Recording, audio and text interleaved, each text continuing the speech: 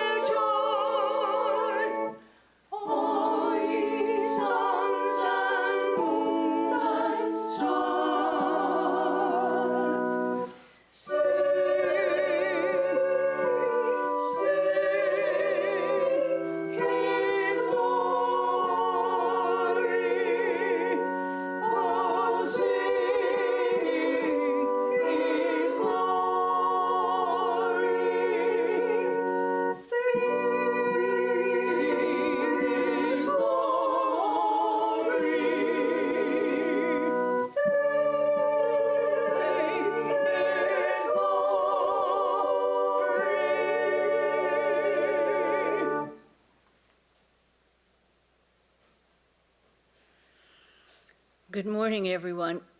Glad to see some of you here. Glad to see some of you on Zoom. This morning we're going to be talking about when will you be happy? Last week we talked about the external world and how to kind of hopefully navigate the external world more calmly and more efficiently without causing our own problems. So today we're going to talk about how to manage our internal world and take care of, if we can adjust our behaviors to get along in the external world. There's a way to adjust our internal behavior. In Vedanta, it's called Raja Yoga, which is calming the mind, meditating. But that's all very good and true, but what are the, sometimes that's a little too nebulous for us to take a hold of. We say, yes, everyone should sit down and meditate for some period each day. Say your mantras, do your meditation. But this, if you don't have a mantra, well, what do I do when I close my eyes? What do I do? What do I concentrate on? Well, I'm going to give a little bit more mundane steps to controlling our mind. The story is, it's the mind, an uncontrolled mind, is like a chariot out of control, a chariot that's being driven by a monkey, and the horses are running wild. Now, it's not just a monkey, it's a drunken monkey who is being stung by a bee. And that is how uncontrolled our minds are, unless we take some kind of positive action, unless we want to control our minds. So that's what we're going to talk about. There's two ways to always adjust our behavior and our lifestyle to realize what our goal is. We can do it from working on our external behavior and hoping the internal will follow. Or we can work on it from the inside out.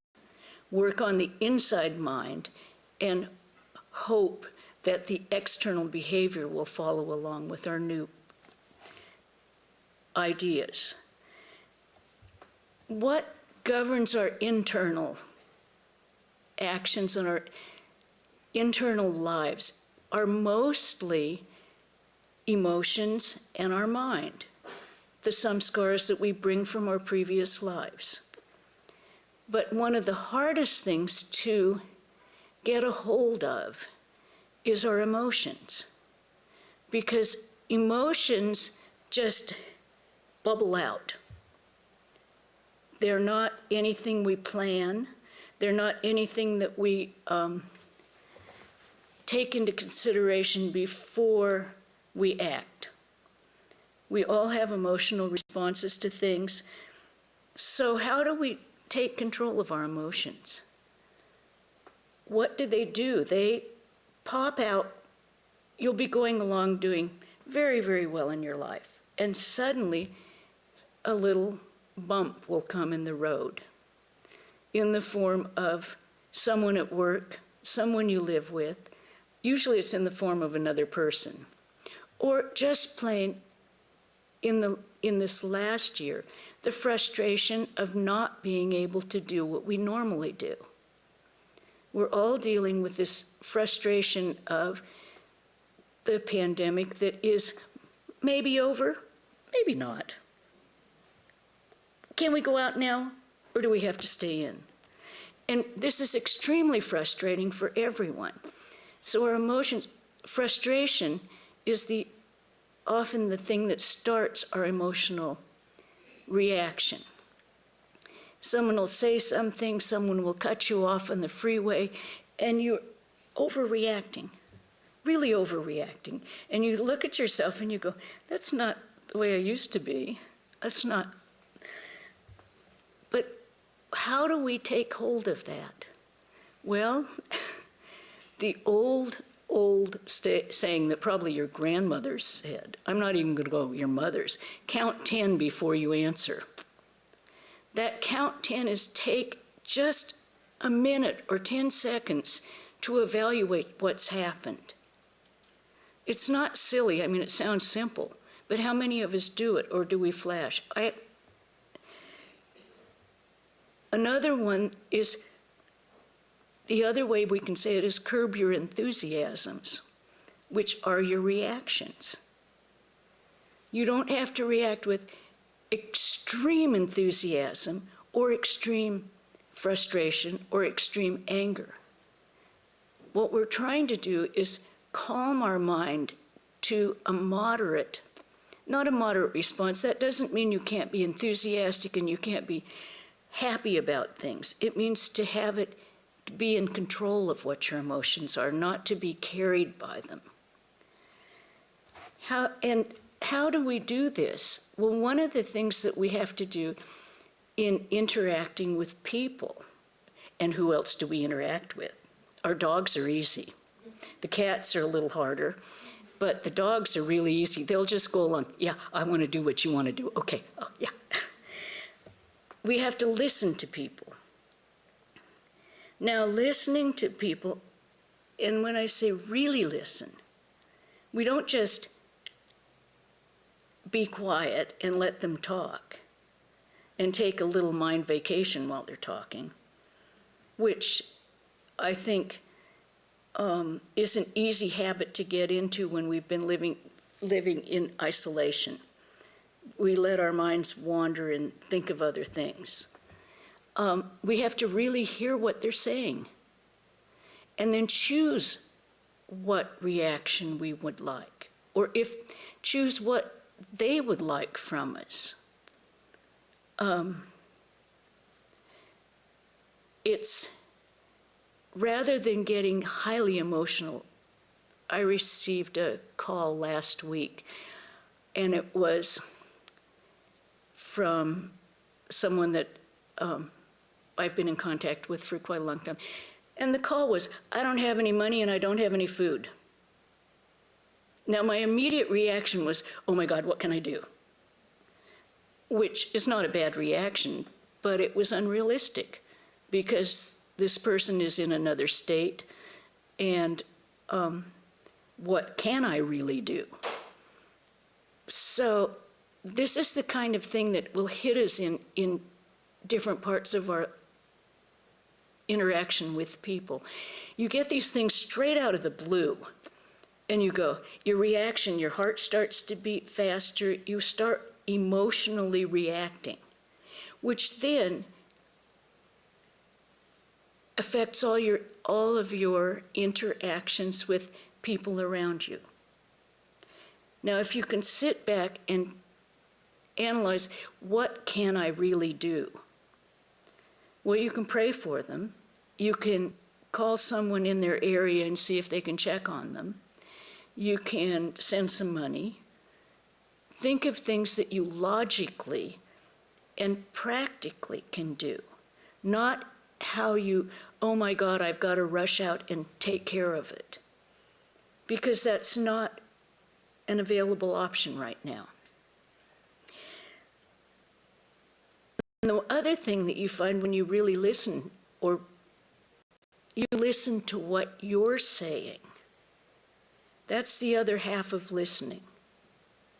Listen to how you respond and what you're saying. And pretty soon you'll kind of realize, oh, I'm not really the center of the universe and everything does not revolve around me. We each have this, because we have healthy egos, and we need a healthy ego to realize God. But that healthy ego can also exert itself to say, well, everything is about me, and I can do this, and I can do that, and I can help, or I'm, we just become the center of our own universe. And how do we get out of that? Well, we, first of all, admit there are other people around. Second of all, we evaluate what they're doing and what they're going through and take the emphasis off ourselves. Start thinking of others. Most of you knew Stephen Berg, who was here. Now, he was, I think, a very good example of a person who almost always thought of others. He was there, if anyone asked him to do anything, if he could do it reasonably, he would do it for you. And right now, let's not procrastinate. Let's not wait. Let's just get it done. He battled cancer for 3 or 4 years, seriously. I mean, he'd had it for 40 years, but seriously for 2 or 3 years.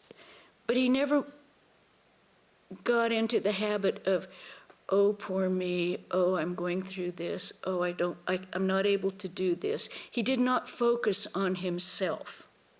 He focused on the things that meant something to him in this life. It's an example for us to look at and to think about. We're not all like him, thank God. He was very, very good, but he was a little difficult sometimes. As all people are. That's part of being human. We're all a little difficult sometimes. But to think about, to just have a balance in our lives, a well-balanced relationship with yourself and the other people and the other events in your life. In the ancient Vedas, the balance was they divided life into 4 categories. You had the student life, you had the householder life, you had the hermit life, and you had the ascetic life. A well-integrated person has all of these. They are all, this is a part of their being, a well-integrated person, which we talk about a lot in modern psychology, an integrated personality. And what the way they defined it in the ancient Vedas was the student life. Your mind was the alert mind. It was soaking in knowledge and information. And you were building up everything that would take you out into the householder's life. Gathering all the information, learning how to learn for your entire life. When you got to the householder life, you develop a vigilant mind. And I think all of us know what that is. It's the mind that has to take care of everyday life. It has to notice that there's a leaky faucet. It has to notice that something needs repair. It has to notice things. It has to be vigilant. Are my children getting the right, are they getting the right balance of sports and education? Are we getting balanced meals? It's a vigilant mind, and you cultivate that. Now, you don't discard the student's mind, which is alert. You utilize it to increase your knowledge of how to use the vigilance. The next, after you have finished raising your family and doing your work, the next phase is what we call retirement or the hermit's life. And that's when you start evaluating, they call it the negative mind. Now, when they say the negative mind, they don't mean the pessimistic negativity. They mean the mind that evaluates what's real and what's not real. The mind that questions philosophy. The one that says, is this all there is to life? What more is there? This is what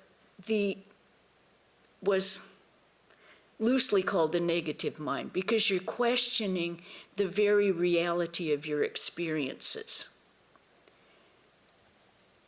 That's usually when we take up religion. We take up philosophy. We become much more interested in philosophy because we want to explain to ourselves what is the actual reality. How long do we last? What is death? In Patanjali's yoga aphorisms, they call it the path of neti neti. Not this, not this, not this, where you look for what is infinite, what lasts, what is eternal. When you experience this and you become kind of more advanced on the practice of it, you do experience a certain conceptual joy and bliss because you understand the concepts. And you do know that this is what's true. You know that the soul is eternal. You know that that all is Brahman or God or divinity, whatever you want to call it. There is only one. And you know this intellectually, and you know it as a concept. So it is very comforting and assures you that life is eternal. At that point, what it is a conceptual joy that you have, a conceptual happiness, because you understand the concepts. Beyond that is the ascetic life, where you actually devote your life to having the experience of this unity. And that's where meditation and japa come in. You spend, as you did in your householder life and your student life, you spend time doing what is necessary to achieve that experience. And as soon as you experience it, then you have experienced the unity in the diversity of this world, which is what Ramakrishna talked about, unity in diversity. It doesn't make everyone the same. It doesn't make every single aspect of life the same. It doesn't stop wars. It doesn't stop poverty. It doesn't stop anything.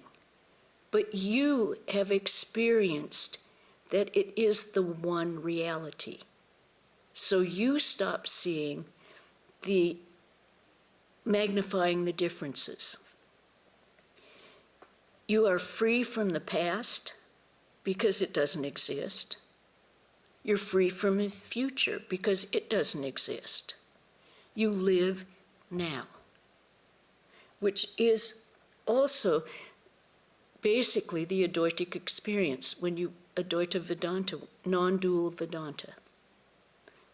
Buddhism, Sufism, all of them are reaching for this experience of the one.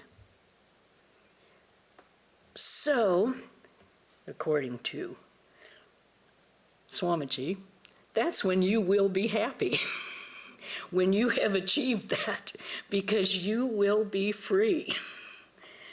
Until then, until we have that transcendental experience, how do we get there? Okay. All of our relationships are based on, as I said last week, based on two things, values and ideals. As long as we live in Maya, we have to have values and we have to have ideals.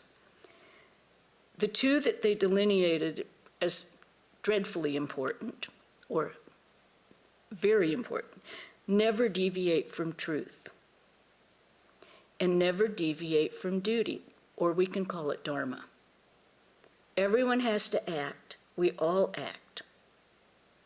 Even when we don't want to, we're acting. Thinking is acting.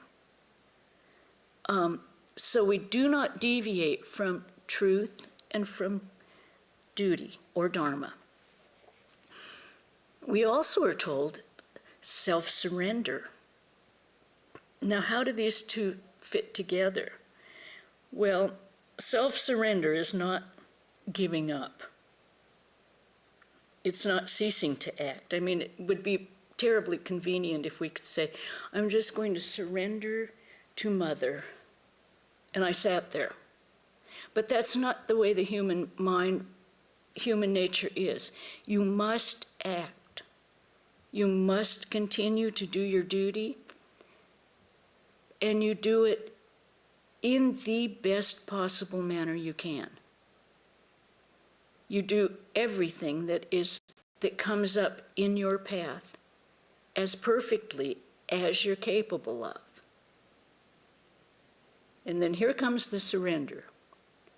As soon as you have done it as perfectly as you can, you let go of it. You stop worrying about whether someone's going to like it, whether they're going to notice that I did it. You're going to stop wondering, oh my God, did I do the wrong thing? You are going to stop living in the past and having these little thoughts go round and round and round. Because when thoughts like this go round and round and round, they magnify themselves. This is one of the most difficult things, I think, is surrendering the results. Being able to walk off, knowing that you have done your best, and that's it. Now you can offer it to God, which makes it easier, or you can do it as a non-dualist and just leave it. One of the swamis that I most admired in India was in charge of Vrindavan, and he was extremely dynamic and extremely active and extremely bossy. And he built up quite a hospital. The Vrindavan Center was absolutely immaculate. The guest rooms were gorgeous. Everything was just what they call in India paka. It was top notch. I went back after he had retired, and he did not leave Vrindavan. He lived there. He took his retirement there. It had changed drastically. Drastically. They had increased the hospital size. Monkeys had taken over the whole compound, and it was, we were supposed to carry big sticks to keep the monkeys from attacking us. Okay, everything had changed, and I saw him, and he says, "It's not like it was, is it?" And I said, "No, it isn't." He says, "I don't come out and I don't criticize," and he didn't. He lived there for something like, I think it was over 10 years in retirement in the center that he had built up and had no attachment to the fact that he had done it. He said, "It's Thakur's work, this is how it's meant to be."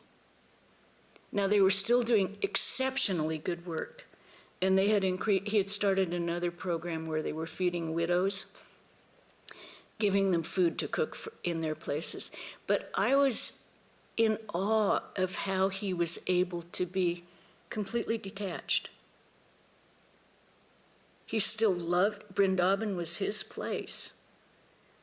And it was so different, and he had no feeling whatsoever about what the path it had taken.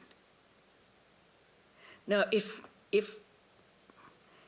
we could do like 1/10 of that, we would have the calmness of mind that you could feel in his presence.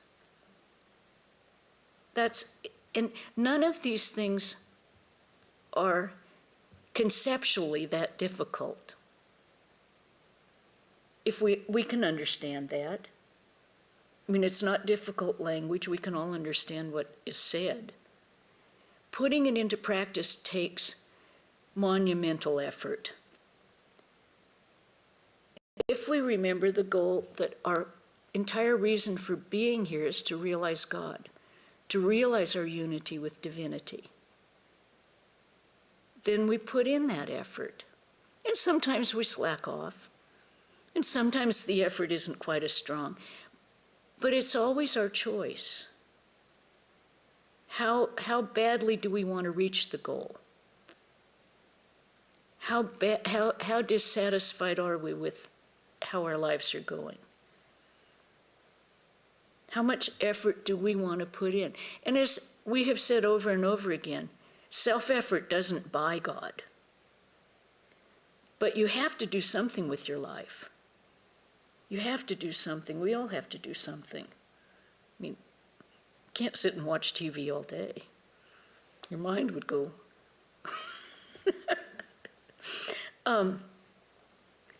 You can distract yourself for a while. Everyone does. But we need to put that effort in, so that's what we call setting the sail, so the breeze of grace the grace of God can come to us, and we will get that goal.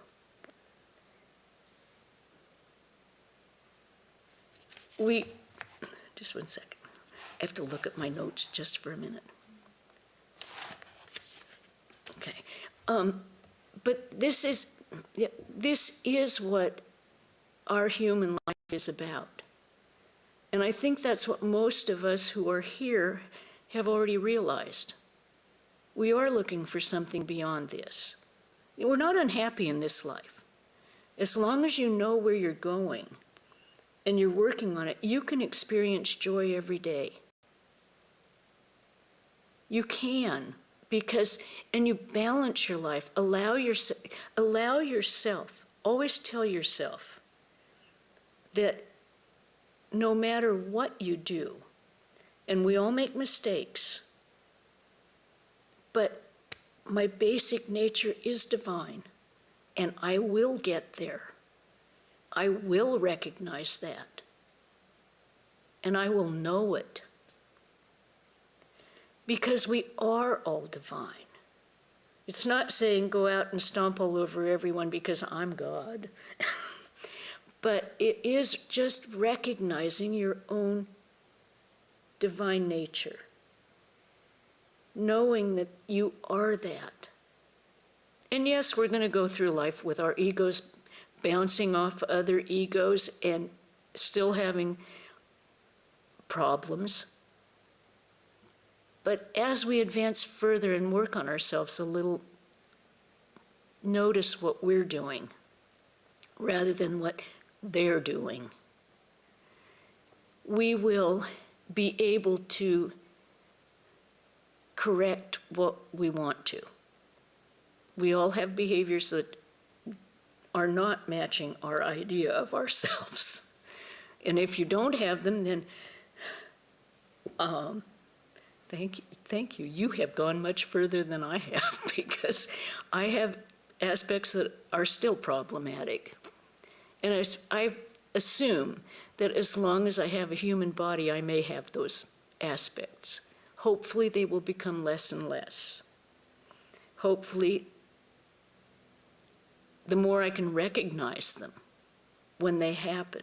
But that's the real secret is, do we look at ourselves? Now, it's not to be hard on yourself. It's not to, self-flagellate. Oh, I did this wrong. Oh, I did that wrong. No. It's to simply look and say, I could have done that a little better. That doesn't quite match how I feel inside. Because that's usually what it is. It doesn't match how you feel inside.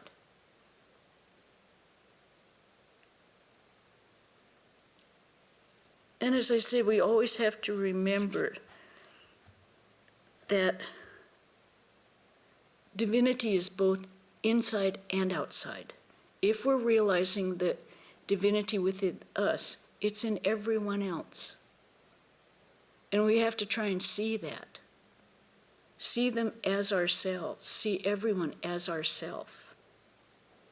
Which is very, when people are very different, we tend to notice the differences first. We don't notice the similarities. But if we look deeply and say, it's just a human being, just like me. Maybe 4 years old, maybe 110, but we are all on the same path.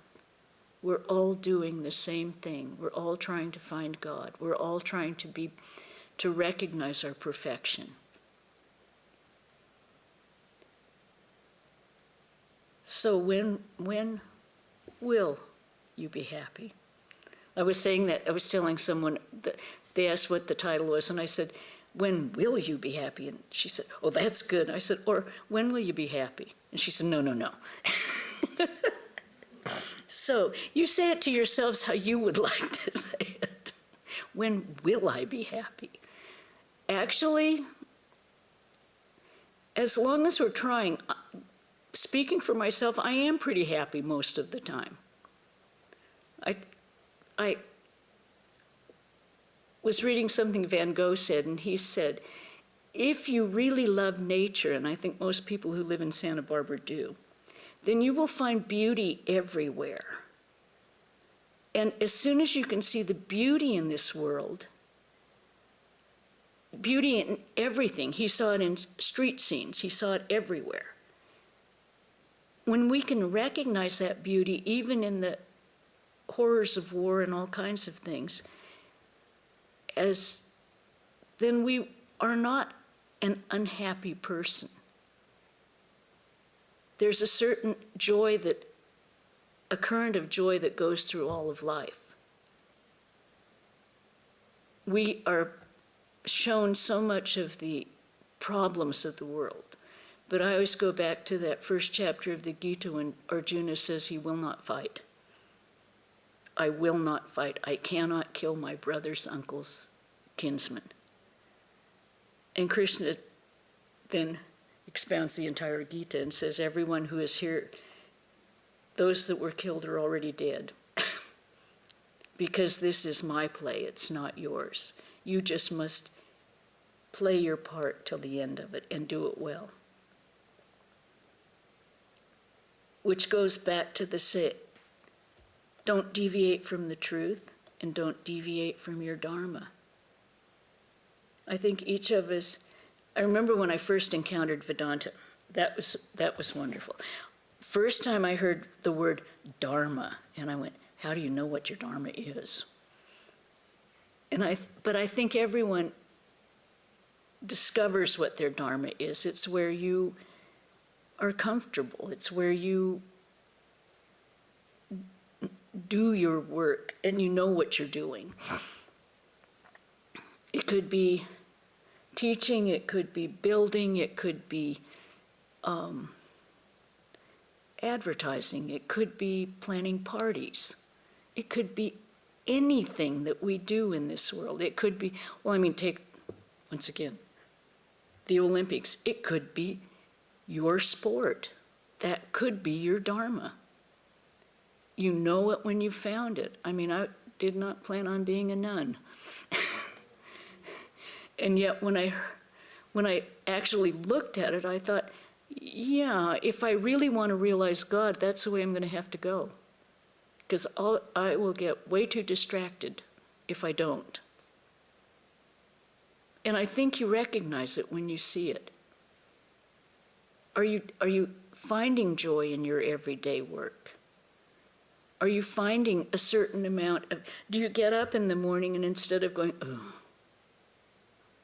oh no, not another day, where you go, well, today I can do, I can do this. I could paint a picture today, or I could go out and trim the hedges. Finding that joy of each day. And all of us can do it.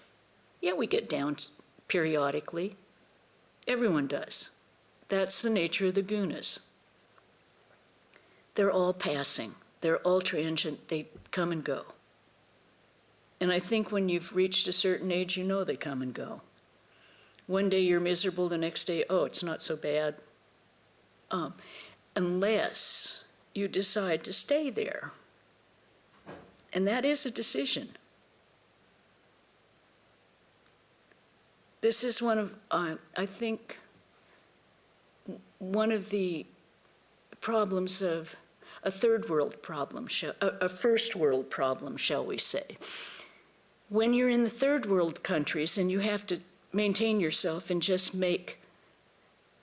to live, you have very little time to think about what someone's doing to you or what, oh, I feel so miserable today. Because you are busy, your mind is busy, you are working just to maintain life. Now, first world problems get a little more esoteric. We have time to think about how miserable we are. Oh my God, I don't have the new car that everyone else has. These are first world problems when we have lots of time to spend in our minds, in our heads. How we decide to use that determines our happiness and our sense of joy. We can either mull over our past mistakes or past injustices done to us. We can mull those over, mull them over, and we all do it periodically. It's human nature. Okay, I'm not saying anyone's bad if they do it. It's just human nature, but it makes the person who's doing it miserable. It doesn't hurt anyone else in the world. It's a self-inflicted torture. And it takes a great deal of effort to say, I'm not going to do that anymore. Great deal of effort. It takes tremendous effort to say, I am not happy doing this. Once that decision is made, then you can start working on changing your behavior, your mind. And you won't, and it is not done perfectly, and it doesn't stop all at once. I mean, you've given the tendency 50 years to do it the way that's going. How long is it going to take you to drop it? It's not going to happen tomorrow, I'll tell you. Because you form a habit for 20, 30 years, 10 years, it's going to take tremendous effort to break that habit. And you have to be vigilant at every moment to say, whoops, I'm doing it again. You don't get mad at yourself, you just say, whoops, I don't want to do that anymore. And change it. And it's not, when I first encountered Vedanta, the word renunciation was big. It's not renunciation, it's sublimation and replacement. You replace it with something positive. Replace the negativity with a positive thing. And if you have to, make a list every day of the good things that happened, the bad things that happened. And hopefully as you start recognizing more of the good things, that will be what takes over when the negative habits are broken. I mean, everyone here is a very, very intelligent person, and they can figure out what will work for them.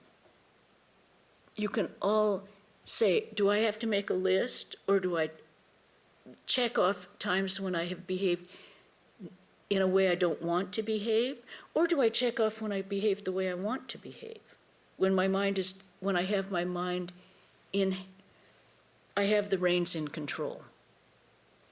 Whichever one, whatever works for you. The only idea is to set a goal and go for it.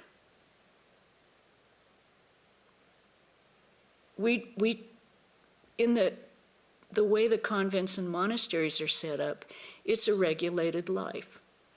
It is a routine and predetermined, determined by the order: meditation, breakfast together, work, meditation, lunch together, study.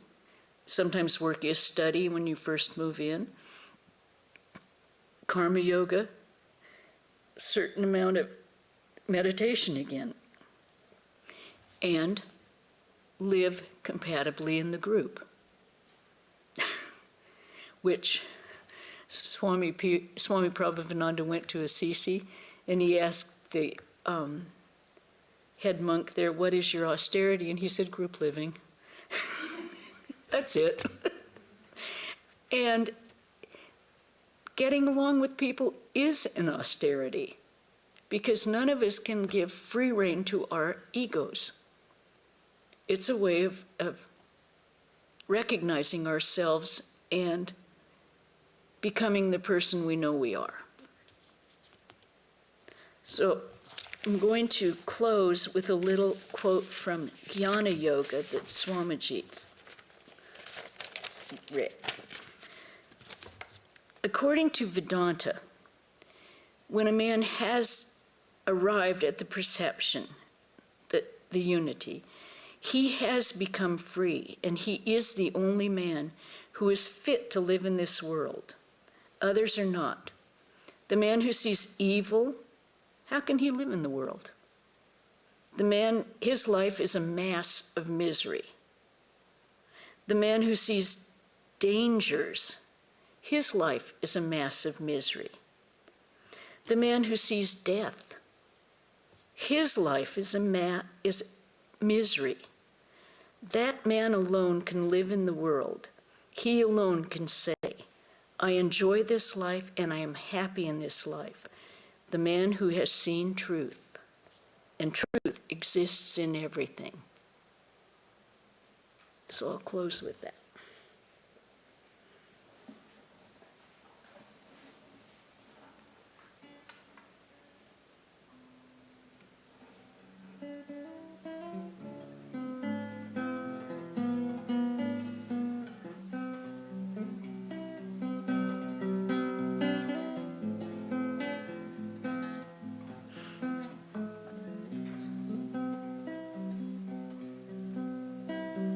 Time it comes and goes, like the rivers always run to the ocean. The future no one knows, and what will be is already in motion.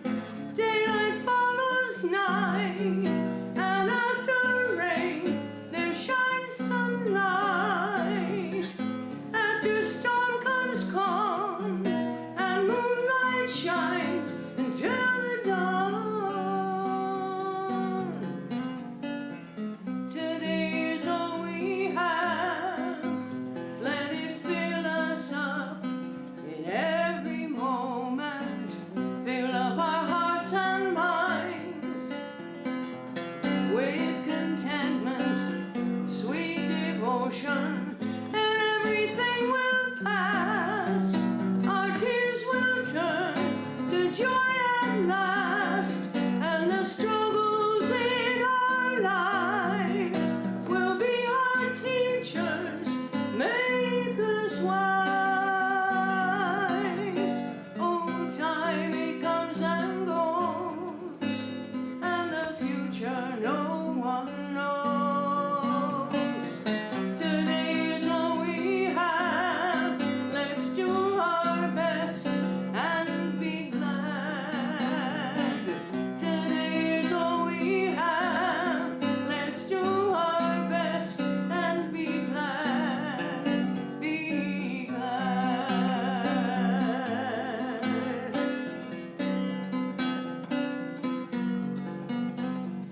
Happiness runs in a circular motion. Love is like a little boat upon the sea. Everything is part of everything anyway. We can have everything if we let ourselves be. We can have everything if we let ourselves be. Happiness runs, happiness runs. Happiness runs, happiness runs. Happiness runs, happiness runs. Happiness runs, happiness runs.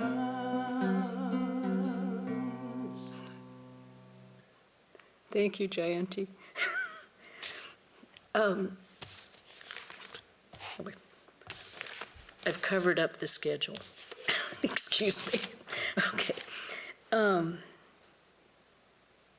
Wednesday, we'll have the Eternal Companion reading here in the temple at 5. It will be on Zoom and YouTube and in person. That's August 4th? Okay. On Wednesday, yeah. August 7th, on Saturday, we'll have the Gospel of Sri Ramakrishna here in the temple, 5 o'clock again.